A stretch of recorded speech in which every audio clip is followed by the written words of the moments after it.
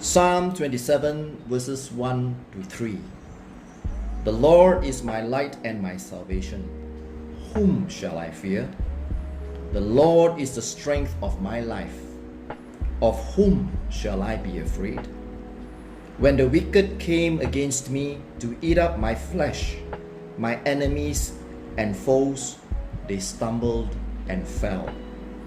Though an army may encamp against me, my heart shall not fear.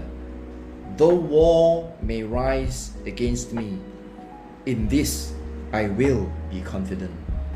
Two hunters came across a bear so big that they dropped their rifles and they ran for cover. One man climbed up a tree while the other went and hid in a nearby cave. The bear was in no hurry to eat, so he actually sat down between the tree and the cave to reflect upon his good fortune. Suddenly, and for no apparent reason, the hunter in the cave came rushing out, almost ran into the waiting bear and hesitated and then dashed back again into the cave. The same thing happened again the second time. When he emerged for the third time, his companion in the tree frantically called out to him and said, "Woody, are you crazy? Stay in the cave till he leaves." "Can't," panted Woody. "There's another bear in there."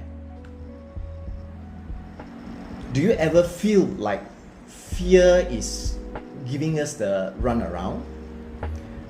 Although there are lots of scary things going on in this world these days, perhaps even in our own personal lives, like the COVID-19 and the impending financial turmoil, God has not called us to live in fear. He has called us to stand strong in His confidence, knowing that He is in control. He called us to live lives full of power, love, and a sound mind. Dr. E. Stanley Jones said, "I am inwardly fashioned for faith, not for fear. Fear is not my native land. Faith is. I am so made that worry and anxiety are sand in the machinery of life. Faith is the oil. I live better by faith and disobedience than by fear, doubt, and anxiety. In anxiety and worry, my being is gasping for breath. These are not my native air. But in faith and confidence, I breathe freely. These are my native air." So let's say no to fear. Let us determine to put our hope in the Lord once again today. For 1 John 4 verse 18 says, "There is no fear in love, but perfect love casts out fear, because fear involves torment. But he who fears has not been made perfect in love."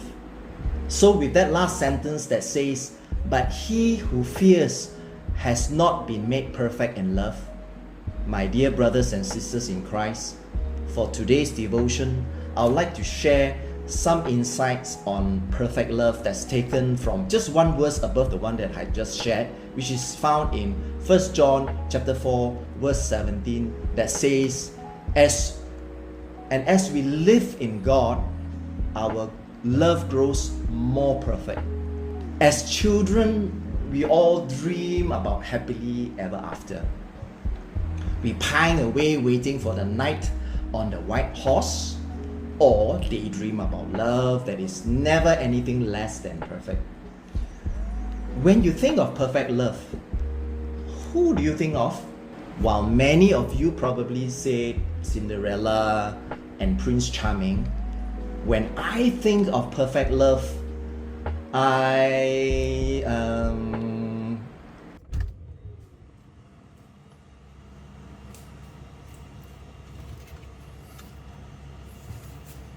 Jerry. Jerry. Wait, recording eh? Catch ah?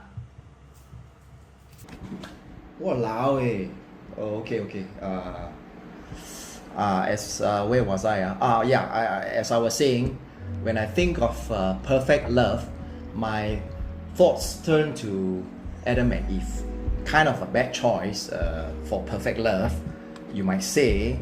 But Adam and Eve, while best known for the worst single mistake in history, they were still the first couple ever made for each other in a literal and spiritual sense. God made Eve especially for Adam. She was made for him and from him. Their relationship was God's handiwork, and despite the whole apple thing, they created quite the life together.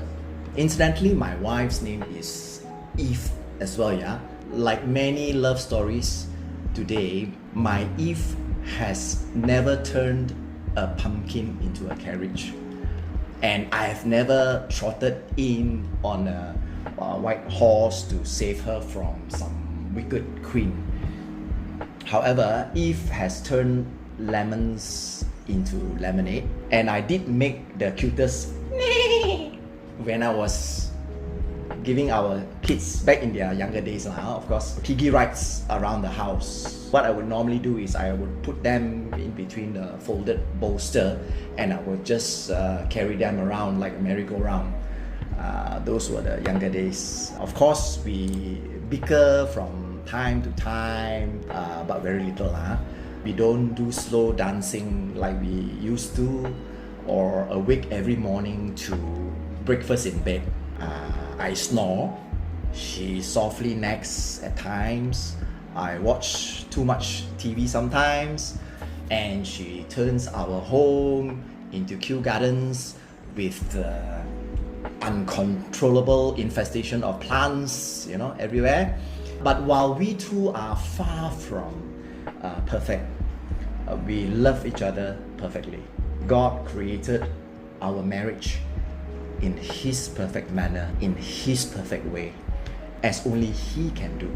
God tells us in 1 John chapter 4 verse 12, if we love one another, God dwelleth in us, and His love is perfected in us. So even though Adam and Eve were the epitomes of imperfection, even though Adam probably forgot to take out the trash, and Eve sometimes may forget to wash his leaf now and then, their imperfection was made perfect, okay, in their love for one another. No matter how flawed they were, their marriage was created in perfect love, because the Master created it and He dwelleth within the midst.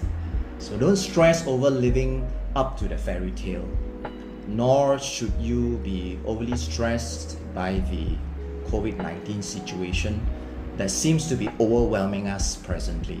We should instead not let this stop us in our track in showing this love that is in us to our neighbours, which is incidentally the second most important commandment next to loving God, whom may need some reassurance to their panicky situation, or maybe sharing some of our provisions with them if they were running short of them. We could also help in buying groceries on behalf of those who probably live alone or do not have any transport of their own. So there are many ways for us to show our love. So happily ever after doesn't always come with ball gowns and white horses carriage. On the contrary, most of the time it comes with sweatpants and probably second or third hand cars. But that's okay, because if it comes from God, it's perfect and nothing less. Thank you. Thanks Jerry for this apple. I give you back lah.